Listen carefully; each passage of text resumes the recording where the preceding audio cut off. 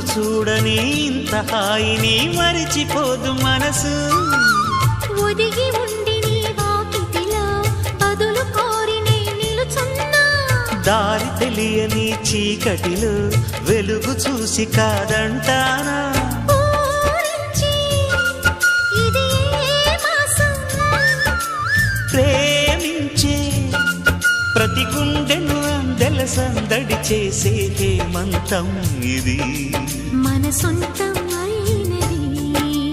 కిలకిల నవ్వే కోయిల కోసం వచ్చింది మధుమాసం.